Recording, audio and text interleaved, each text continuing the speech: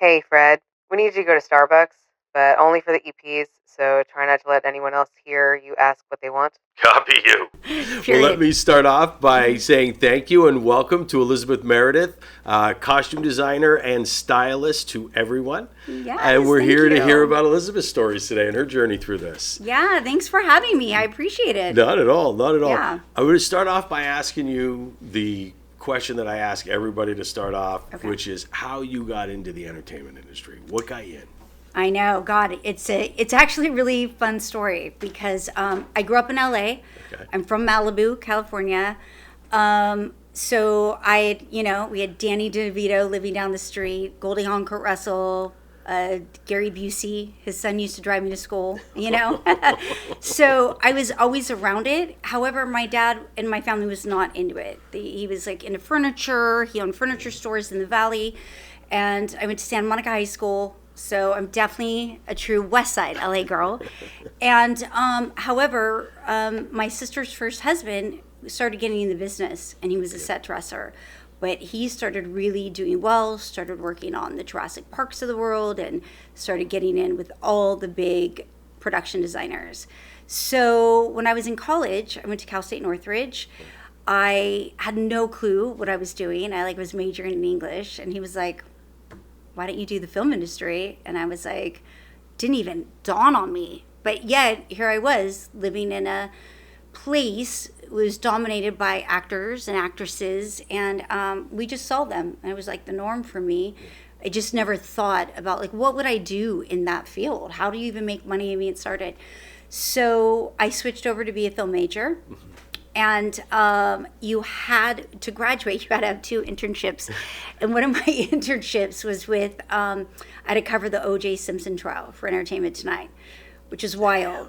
Yeah, so I was right there seeing him golf in Brentwood. This is so wild, right? As a reporter? I was following around a reporter. Okay. Yeah, for Entertainment Tonight. And then back in the day, they had a show called Inside Edition. Oh, yeah. Do you remember that? I do. It was I do. Yeah, definitely similar to, and I was an intern, but I didn't think they would, first job was like O.J. Simpson trial. You know what I mean? That's huge. So you just learned, and then I'd go back to set and see how they put the shows together and this and that. However, once you graduate, it's all the real stuff starts happening, right? So I just assumed my brother-in-law was going to be like any other person. Hey, I'll help you out. I'll get you a job on set. And he came in. I was living in Malibu, and he was like, "Here's a Hollywood Reporter, and you're going to look through the back of it." And back then, they used to list all what was happening, what was shooting in town, who was the line producer, who was the executives, who was the cast. And I said, oh my God, I was so upset. I was so upset because he was really going to make me work for this. And I was so pissed at him. I was like, okay, I'm going to go get a really good job and show him, So I faxed this little, I don't even know what the hell was on my resume. I faxed this little resume out, and I got a call back. And a production company was like, why don't you come in? And I interviewed, obviously, for PA, production assistant. And I was like, they're like, we love you. You got the job. And I was like, yeah, well, who's in the movie? You know what I mean? And they're all Danny DeVito, Jim Carrey, Milos Forman will be directing. And it was a film called Man on the Moon that Jim Carrey played Andy Kaufman. And that was my very first movie. So I remember. How huge is that for your first film?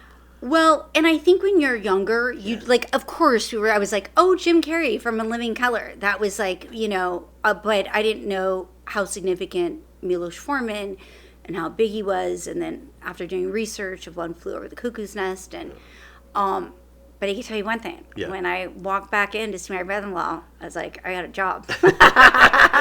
And he was like, who's in it? And he was working with big stars then. And he was like, wow. And it was wild because they had a kickoff party of to meet the crew.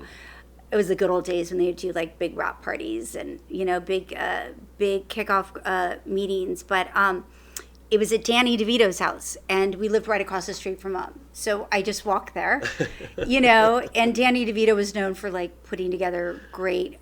We would always go to his 4th of July parties, but it was on that movie that I would really pay attention to the wardrobe department.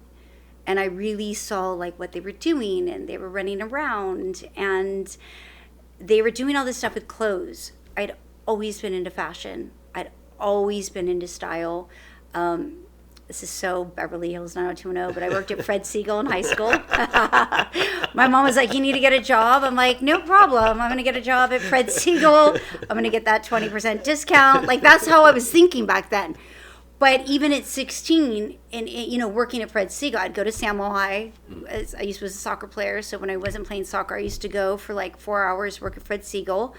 But I was 16, and I was like a piranha. Like, I would see Demi and Bruce come in at the time, you know, and like all these, the biggest movie stars you'd ever seen. And I was like, I just had an eye. I'd push everybody out of the way, and I'd always sell them something. And so I'd always loved fashion. I was good at it. I just never thought about it as like a long-term job, you know? And then after working on Man on the Moon, I was just fascinated by wardrobe. And then my next movie was a movie called The Cell with Jennifer Lopez, and Tarsem directed it, and it was Vince Vaughn. That's huge. Vincent D'Onofrio. Yeah, but this time I worked for Tarsem. And then it was really that movie. The costume designer, she had done Interview with the Vampire. She'd won Academy Awards, Emmys, and I remember going up to her department, and April Ferry was one of the designers, and they were just like, listen, this is going to be real hard for you to do. You got to get in the union. You got to do this and that. And not by them being that way to be discouraged. Back then, it was like you had to really fight to get into this industry. It wasn't so easy, or, you know, and which has made me the working abilities and everything I have. I really pertained to those people who really taught me these like hard lessons in life. And then those two projects are huge for costumes. Period piece. The Cell is known for it. What specific lessons did you learn from them that helped continue you through? Well, it was really The Cell that I was like, that is it. I'm going to do wardrobe. There is no ifs, ands, or buts. I would go by her room. I would just go and talk to her and see the costumes and be like, and it was literally in that moment, I was like, I'm going to do wardrobe. This is what I want to do. I know I'm going to be good at it. And I remember one of the costumers on set was like, I have a dear friend of mine. This is his number. And then I called him up, and he was like, all right, come by the set. They happened to be shooting in Malibu. It was Sigourney Weaver, Gene Hackman movie. And I knocked on the door, the wardrobe trailer, and I gave him my little resume. And he was like, okay, so you think it's going to be that easy? And I'm like, listen, I'm willing to do whatever it takes. And back then we had a little flip phone, or those little flip phones you could like barely text with, you know? And I called him like 2 to 3 times a week. I did. And he was like, all right, I'm working on the next movie. I think we need a wardrobe PA. It's a biggie. So come down at this time, meet the designer. He didn't tell me what it was. He didn't give me any clue. I didn't do any research. I went down, and the costume designer was Marlene Stewart, who's done amazing work. And the movie was Muhammad Ali with Will Smith. And I got the job, and it literally it was the start of my career for every single thing, from working to big celebrities to going off to working with a guy named Robert Mata, helping style Will, to his other clients, The Rock, which I ended up styling The Rock for 5-6 years. So because of that movie, and I want to tell you, I'd get in my car and I almost cry every night because it was so hard. It was period. And Michael Mann was the director. Yeah. And they didn't digitally put people in back then. It was like wardrobe, dress, literally everybody, which they still do that, but it's not like now. And I couldn't believe how hard these people work. I couldn't believe it was 80-hour work weeks. So I wasn't allowed to do much. I was just fetching copies or fetching wardrobe here. But I stayed by Robert, who took care of Will Smith. And I watched him, and I studied him.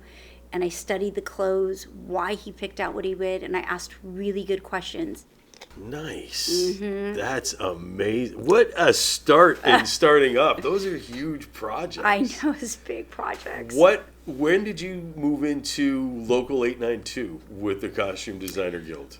Well, from there, after working with Robert and really starting to see, I know, saw something in me. He saw my hustle. And he started referring me to his friends, which I started going to work for other big designers. And then, which led me into, I realized fast, because then, if you weren't in the union, you couldn't go work on union projects. And really hard to get in our union. Yep. You have to either work at a costume house for 30 days, have a non-union movie, flip union, or you get grandfathered in. And none of those three was happening. It was like, but I was an LA girly, so I was like hanging out with like stars when I was young and going to parties. So I didn't like hearing no. So I was like, oh, no wasn't even an option. I got to find a way. So there was a place called EC2 Costumes. Okay. It was on Tahunga and Ventura, and it was Bob Mackey's costume house. Oh, wow. I know. I never settled for like anything Yeah, less. right? Yeah, top It was end like everything. Pepsi or champagne. It was like Yeah. champagne, man. It was like, no. I was like, oh, Bob Mackey. Get your costume days at Bob Mackey. Hell yeah. But then I would stroll upstairs and I would see Bob Mackey at work, and just like, it would like dawn on me. I'd like look at this, and Worthy was like, yeah, that was from the Cher show, or that was from Carol Burnett. And it was just fascinating because the big costume designers would come in EC2, and if you needed like showgirl stuff, this was the costume house to pull from. But I was a smart person. Like, I would like go talk to Bob. I wanted Bob Mackey to know who I was. When costume designers go in, here's my name. You need a shopper. I'm a great shopper. Bada bing, bada boom. So I was like, I was hustling. I knew, and like, I never, like, I'm sure my teachers now, like, I was never good at getting good grades, but I knew how to hustle. And I think listen, anybody who wants to get in this industry, if I could teach you anything, if you have the hustle and drive, anybody can make it. Yep. And also just be a very nice person and Yes. very respectful Yes. and honorable, and you will stay in the ring for as long as you want. Yes. What is it, or what helped you learn to have that style? Is it something that you feel You're just from born being with in it. LA and all of that? I think you just have it or you don't. So there's people that do not like to shop, and they're just hardcore set costumers. Most men. Why do you think I dress male celebrities? Because Exactly. they don't want to be in the mall. They don't want to go out. They don't even want to pack themselves. No. Which is so great for us, Yeah. because we pack them for traveling and send them on their merry way. And so, you learn all these positions. We have, there's the costume designer. This is all union I'm talking about. On a Yep. TV show or movie, you've got a costume designer, you've got a supervisor, you've got your key costumer, you've got your set costumers, your PAs, and your shoppers. And I had done all those positions except key. And I think I just knew when I was shopping, I just had, someone could go, all right, it's Goldie Hawn. She's, 60 years old. She's broke. She lives in Nebraska. And somehow I knew immediately what that looked like, and not even been to that state. Or, people tell you go dress a lawyer. What kind of lawyer is it? Is it a Southern lawyer? Is it a New York lawyer? Or is it an LA lawyer? Because they're going to all dress different. And I knew immediately what the colors and what fabrics to pick for a Southern lawyer compared to a New York lawyer. How much day-to-day research and keeping up with trends and everything else do you have to do just to be able to do your job? Forget the fun of it, forget everything else, just to keep up doing your job. How hard is that? So I naturally I'm on the pulse of everything celebrity, right? Everything now reality TV, which is turned into almost, it is as big as celebrity now. Yep. So the Kardashians of the world, or, anybody that is big, I'm looking at every detail, what they're wearing, what guys are wearing, whether you're Brad Pitt, a man in his 60s, wears to somebody like Harry Styles. Yep. So like, you know, I always tell my younger assistants, like, I'm like 2 steps ahead of them. I'm like, well, Doja Cat doesn't wear that. Or like, you know, Billie Eilish does, like, this is how she rolls. And they're like, oh my God. Like, they're like, I get like, you know, I know everything that's Selena, all those young girls, you know, because if you're hired to do a project, you have to know if somebody throws out, whether it's a designer, I know what every runway showing, what every designer has. That's just me. I can't speak of other stylists and costume designers, but that's how I do it, and because I love it. And I'll say this like strongly: I lived in a mall in high school, and I live in a mall now. I'm never sick of it. I always love being there. I love it's like my home. It's like I see all these beautiful things, and I get excited. Where is your favorite place to shop that nobody knows about? The coast of Sicily. Oh, yeah. There you go. Yeah, shopping on the coast of Italy. Actually, where they did a scene in White Lotus in the second season was where I was. And I ended up there by accident, shopping there. So, yeah. How did you end up there? That is a really crazy story. I was working on a show called The Love Boat, and it was called The Real Love Boat, and it was hosted by Jerry and Rebecca, and the stylist for Jerry and Rebecca, Archon, he's a great stylist, shout out to Archon, he was doing them, and I had to take care of all the contestants, which sounded super easy, and we shot the whole thing on the Princess Cruises, and one of the execs, my favorite executives to work for, and he hires me all the time, and he's one of the best in the business. He said, we're going to go up and down the Mediterranean. This is a different show. And we're going to go all around the Mediterranean. But, like, we're just going to have to work on budget and dress the contestants. They're going to have to look amazing, right? You know, like off the red carpet. So, you know, I'd never been on a cruise. I didn't know what the hell I was expecting. So we ended up on a boat, and you would wake up at like 5 a.m. You would shoot a scene in the morning. I'd get off in that country. I'd have to keep shopping because the contestants had so many outfits, like the bachelorette or bachelor. And I'd get off in that country, and then, you know, sometimes I'd have my assistants, but then they would shoot scenes on the boat, so they had to stay back.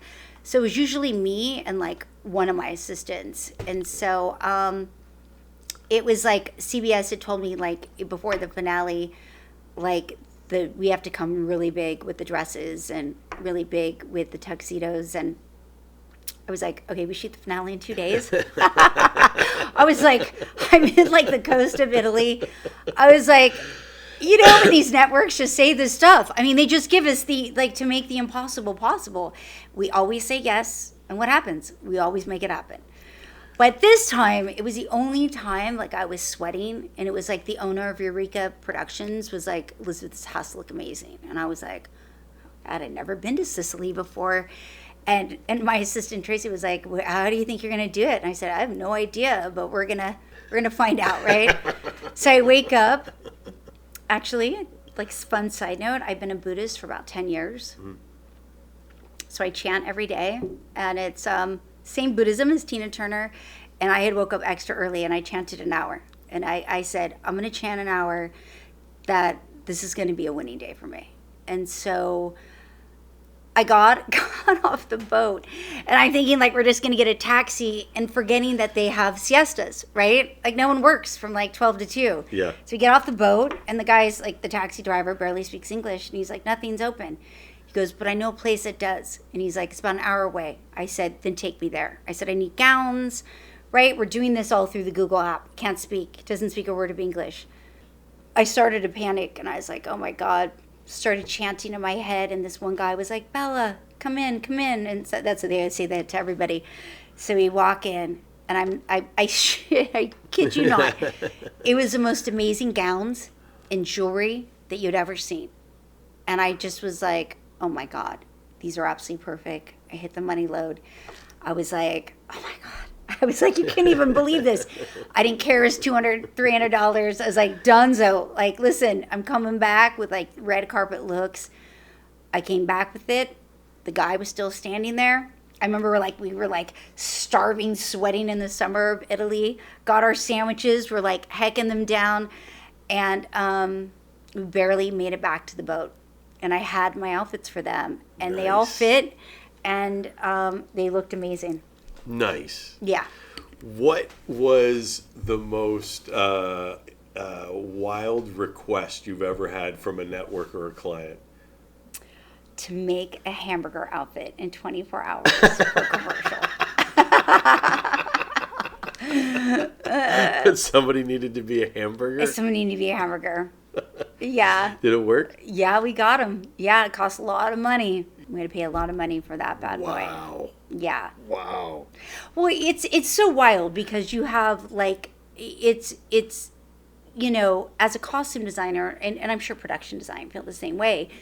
The stores close at a certain hour. So if you request something and they have this grand, beautiful idea at 9:00 at night, you're like, dude, Target's only open till 10. Unless you want some cool shorts and some flip flops, dude, that's all you're getting. You know what I mean? Know your resources. But then they're like, we want red carpet looks, and you're like, I need a day, So the thing about me is I'm like, okay, I know you want this. This is what I can provide. I always tell my assistants, don't ever promise a director or producer something that you cannot provide.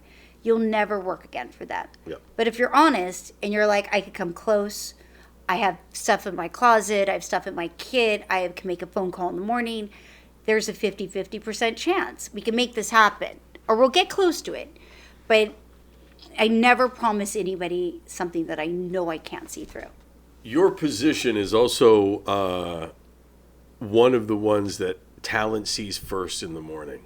So it's your responsibility, really, no matter what production and everybody else says, you're the one that really sets the mood with them first thing in the morning. Absolutely. And I don't think anybody even really knows that. Even call times, people don't understand that we might be calling the crew in at one time, but we might be calling you in hours earlier. Absolutely. Just to deal with it. How difficult is that responsibility, or do you like that added responsibility of being that person that helps really get that talent in that right mindset to be able to perform for the day?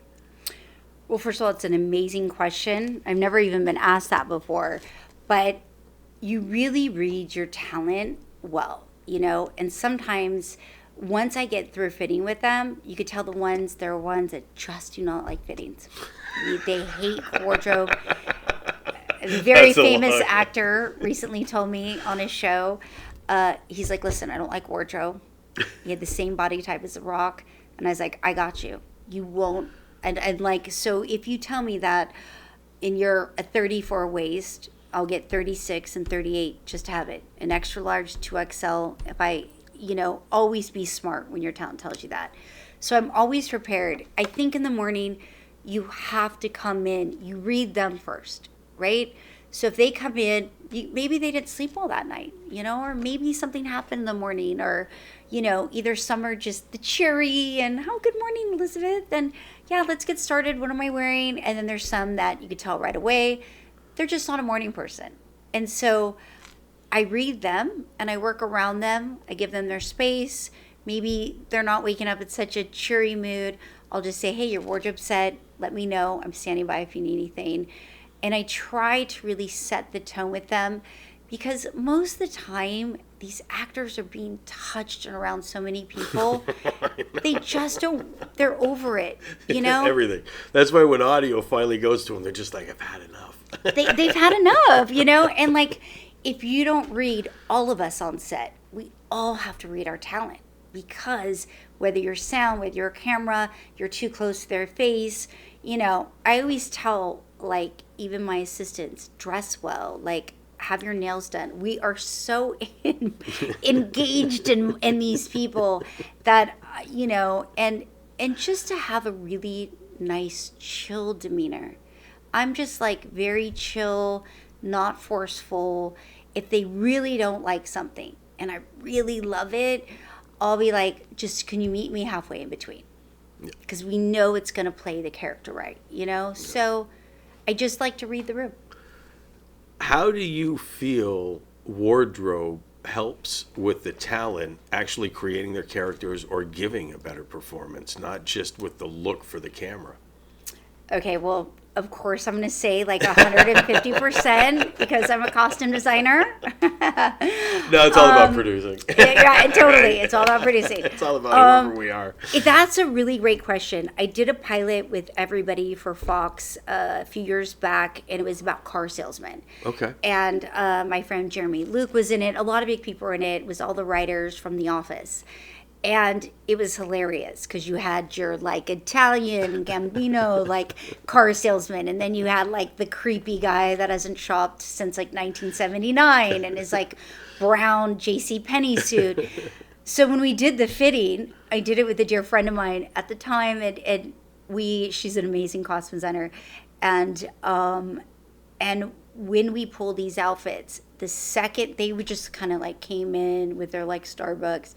The second they put on my outfits, we literally were crying laughing because they all in the fitting just got into the character, and like Jeremy was like bada bing bada boom, like all of a sudden he was that Italian, car guy. I mean, so you realize at that moment, the actor, it really plays a part. And when they really don't like the wardrobe, they don't feel good in it because that character, when they do hair, makeup, wardrobe, as soon as they go on, they're that character. They are no longer Dave Smith or no longer Brad Pitt. Brad Pitt goes in and he's a completely different character. And that's why there's so many amazing actors. Right. And that you see that in their costumes. You see that on their wardrobe. You see that in period pieces. Games of Thrones, those guys, if you put them in just a Target sweat outfit, were coming out raw. You know what I mean? They weren't coming out. But those Games of Thrones outfits, they were a whole different person. Oh yeah. They were in that time at that moment because of their hair, makeup, wardrobe. What do you feel is like a great example of wardrobe in a movie? What is, you're just like, that's the one, that's amazing? Okay, well, I have to can I use TV as well? Oh yeah, Okay. absolutely. Yeah. Everything, Yeah. all content. I have to say, and I know it's the obvious, but I know how hard it was to do. There's nothing better than doing a project where people are constantly talking about the wardrobe after 25 years later, and that's Sex and the City. Oh, that's right. Yeah, and until this day, You're right. You're having TikToks and young girls now going back to what Carrie wore when she first met Aiden and Mr. Big, and Pat Field, who was a costume designer, who's hands down one of the best, went off to do Emily in Paris. But Pat Field got these 4 characters who could have just been 4 women in New York that met every breakfast and talked about guys and talked about their dates. And she went in and gave every one of those women a different look. Yeah. She gave them their own look. And she used every designer, and that was the start of designers start throwing to them, because at a time designers didn't need to throw. Oscar de la Renta didn't need to throw their stuff into TV. They didn't need that. It was Oscar de la Renta. It was Dior. It was Yves Saint Laurent. Yeah. So, but once Sex and the City became such a fashion show because of Pat Field, it was like people started throwing things at her, and it was like, every week I was tuning in. What did Carrie wear? What did Miranda wear? And now it's so cool to see it, this like new following on TikTok because of Just Like That. They deep dived into Carrie, and a girl does even like every week, like Carrie's top 5 outfits from all those seasons. And if you could have somebody still talking about your wardrobe 20 years later, she will always be, she's one of the best of the best. That's incredible. And it's funny, obviously, just probably being a man and not Of course. looking and contemplating certain Of things course. like that. But you're absolutely right. It's amazing how that has changed. What that show has changed. What that position and what that brought. That's amazing. Yeah, you talk to all the girlies. Yeah. Everybody's going to say, everybody's got a favorite. Everybody's one character and another. But she set trends that were, because you were never going to wear that outfit out, really. Like Yeah. some of Carrie's outfits were so like no one's going to go out in the heat of Manhattan, but they thought about it and they tried to mimic it, and maybe they got a little close to it, but it was just, it will always go down as one of my top shows. Oh yeah, that's amazing. Yeah. Yeah, I wouldn't. And again, it's amazing. I would never have even thought of that one. And Well, you would have thought of now the you classic can. period things. Exactly. And they're just as hard. Period is next level. Games of Thrones, if you ever watch that documentary, if anybody wants to get into wardrobe, watch what it's like to work on a show of Game of Thrones. It is, the costume department was mounds of people. You've got people just doing the beading, finding the armor. You know, she's going to 5 different countries just to get fabric. It is unbelievable. It's so hard. It's just a different kind of hard in TV, because Pat had to come up with designs that no one even had seen before. Yeah. You know, and they were just, hours of fittings and fittings each day. It's just 2 different kind of hard, but they're both amazing. And I always say, try both to see where you fit in. I don't think people realize, it looks like you're just dressing people. The amount of hours that you're doing, not just sitting on the set and watching, but the amount of prep going into it and going on. Trucks and trucks. Like, we can talk about makeup and you can talk about hair and stuff, but they've got they got a setup and they come in. Mm-hmm. Sometimes when you're dealing with, again, dressing 40 extras and everything else, you need a crew of people. About 1,000 extras. Yeah. Oh, Yeah. That's Yeah, period. 1960s, you got a 3:45 call time. But you've got costume, you're in a lineup, right? So you got 8 people, 5 to 6 people just doing jewelry and accessories, and then you've got people doing shoes, and then even on a show like CSI, if we had a graduation scene, so you bring in additional costumers to do your background and that whole scene, and then we should probably get a lot more prep, but as you know, we just don't. Never. For any department. Audio always complains that they're like, the unsung whatever, and they are. They get the most crap and stuff. But when it comes to prep, I can tell you that both wardrobe and makeup get completely screwed. I know, and I always feel like I have to ask my brother. I don't know how it is for production design, because it's just as hard. They're hauling in all that. No, they get screwed too. But but not as bad, because Not as people bad. at least take into the you got to build this set. They never think that you have to build an outfit. You know what I mean? Nobody, when they're creating a budget, goes, you have to build an outfit. They just assume there's one out there. You know what I mean? This is a shout out to all the line producers out there. Because all the line producers, they're like, so you do this in 3 days, right? With 2 assistants. And I'm like, it's 59 changes. Like, let's be real. The stylist sounds like an unbelievable amount of pressure. Like, that sound, you are making or breaking somebody on a red carpet, on a photo shoot, and it's one outfit. It's not multiple changes and everything like that. How much pressure does that fall on you? For styling, people think it's so much easier, but it's just hard in a different way, right? So if you get an actor and you get somebody like Matthew McConaughey, there is not room for error on that red carpet, right? I know, of course You not. get him on the worst dress list, it's done. You're a dunzo in our industry. You're not being hired for a while. Word gets out. Matthew McConaughey got that, on the worst dress list. So it has to be the best of the best. So there's a process in styling where I get the actor, get their sizes. I start reaching out to all the biggies, the Tom Fords of the world, the Dolce & Gabbana, the Gucci's. Will they loan us? Will they give us 50% off? Will they make him something custom? When Kobe Bryant was alive, I had styled him several times. And Tom Ford would do custom things for us, Dolce & Gabbana, because of his sizing. So styling is, you still are pulling racks of clothes, not as much, and you have to be really well known with all the showrooms, all the PR companies, because you're getting everything on loan. And that's a very different ball game. So you make really great relationships with these people. So when you need diamonds, when you need cufflinks, when you need shoes, when you need tuxedos, I have all my people on speed dial who I call. Even if I need to pick up something in Neiman Marcus, I've got a shopper there. I've got a day. Can you start pulling this stuff for me? But they know I buy the biggest of the big, so they're on it, you know. I have to say, when I style for the red carpet or anything, my top 2 looks are always the looks that are going to make it. I already know ahead of time. Sometimes I'll do my mood boards and I'll pull off pictures from the Gucci website or Dolce & Gabbana. However, I don't know till I get out there. I know it when I see it. I was dressing Patricia Arquette one time, and I remember it was like 4 o'clock in the day, and I knew I didn't have it, and I had one day to do it, and I was like, oh my God, Patricia Arquette, I cannot at this up, period. Yeah. There's like no room for error. But sometimes you're just not right. You're shopping for that person.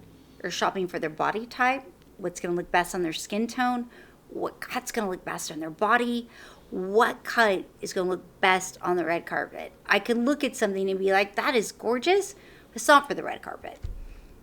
And I didn't have it. And I remember I was sweating. I was just like, oh God, I don't know. I mean, I don't think I'm going to make it. And I remember I walked into St. John in Beverly Hills, which I normally don't go to, and I saw 2 dresses. I go, there it is. There it is. And it was a 2 top, and she chose the second one. And there we go. Nice. Yeah. What do you look back on as your biggest mistake that you ever made? Okay, I'll tell you, it was a huge celebrity that I had been styling. I was traveling around with him, and I just got on a big TV show as a shopper. And, you know, because, you know, celebrities always aren't working 24/7, right? They might do a movie, they do a press junket. Tom Cruise isn't working, you know, 12 months out of the year, right? You know, unless he's producing or something like that. And I remember they kept calling me, and he was in a movie asking for sizes and if I could really help out and do this. And I was like, I'm on a show, and I was kind of getting annoyed, and I was like, I can't be there. Like, I can't do this. I'm literally, you know, my first big show as a set costumer. and then, you know, I didn't get hired back from him. And so I had been with him for a little bit. And, you know, whether we know if that was the case or not, you know, when you're young, you're just trying to hustle and make it, and you're just trying to keep up with the Joneses. Instead of going, oh, wait, this is a very good client of mine. Let me rethink this. And who am I going to really be there for? You know, and I would have done that differently had it now. Yep. But at the time, you're just taking anything you can get. And now, you know, I'm so grateful because I have great wisdom.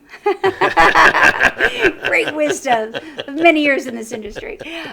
Great wisdom of, okay, you know, these people, they're loyal to you. You've got to be loyal to them.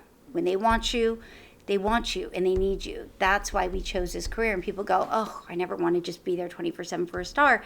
Then that may not be for you, Yep. you know? And it certainly is for me. I could make time for that. I'm really good with balance and having like balance in this industry and having a healthy lifestyle. But from the mistakes I've made, I noticed that, you know, for my clients, I do have to be there to a certain extent when they need me. Craft service and lunch is probably not the favorite thing for you to have around for all the people that drop stuff on wardrobe. Oh my God, that's a great question. You just have an issue with this. What is your favorite we dropped food on our clothing story? Because you know, it's just people rush to lunch and you're like, oh my God, like, you know, and most of the time I don't have a double on the top, right? And so we've learned our lessons. So we always have, it's just a big plastic big for them that we make them wear from head to toe. And the guys still manage to drop like a piece of sauce on their shoe, or they're like, why is that? And I'm like, how, like, we've got like a tent for you. You still manage to get barbecue sauce on your shoe. have you ever had a different person in the room contradicting you? An example would be you're putting together something for this celebrity, and their spouse or their child or their other manager are weighing in and killing it. That's the most amazing question I've ever been asked because big shout out, a big hell yeah. Yeah, you really have to deal with that a lot in the commercial world because you've got the agency, the production company, the agents, and then you've got the talent. And so, oh, you just hope for the best. Of that circle that you just mentioned, which is the most difficult to please creatively? Interesting. That's a really tough question. Would it depend sometimes maybe on just who's in the position? I really, Whether if really they've got do. the, Because there's sometimes I think the most difficult person that you have to please is the person who kind of doesn't really know what they want. Right? So you've got the executive, It's across the board, or the yeah. showrunner, or the Right. line producer, or the execs, Yep. and they think they kind of know.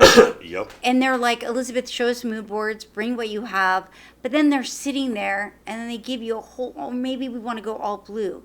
So I always really try to ask. Now I do mood boards for every single project because it's the guy wearing the Gap shorts and he doesn't know. But if he's got a visual, oh, this is what it's like. This is how it's going to look. This is what my backdrop is. We're doing green screen. Okay, or we've got a red couch. This will look. And if you give them visuals, because let's think about it. Every single person that works in this industry, we're all visual people. Mm-hmm. We have to be for all of our jobs. I don't care if you're down to sound, to camera, to production design, producers. So it's the people that don't know what they want. And I try to make their job easier by going, here's an idea. And then that way, if they want to change it 5 times, I've got the time to do it. And sometimes I don't, but I'm like, here it is. Here's your mood boards. We've got a day. If you've got any changes, send it off to CBS, NBC, because we need the notes back. And I don't like to shop unless I've got my notes back. What's the most memorable rap party that you've ever been to? Ugh, one where I drank too much. Which is all of them?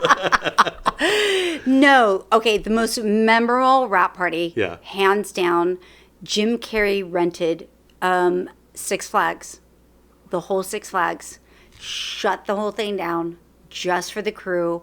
We went on all the rides for free, and it was so amazing. And I remember going to Colossus at the time when it was there. So anybody who's not from Six Flags, it's in Santa Clarita, and it's, has the best roller coasters if you're, a roller coaster person. And he shut it down, and you didn't realize how big the park was. So when you were walking with like your buddy, we got to all invite somebody. I was going on Colossus alone. So that's the only thing I didn't like. But I mean, it was a really amazing move for him to do for the crew. Can't imagine the amount of money. But thank you, Jim Carrey. Amazing. I've never heard a bad story about that guy. Thank you again. I'm looking forward to having you back in for part 2. I would love to. I've got many more stories. I would have to show you all my John Vervato stuff now.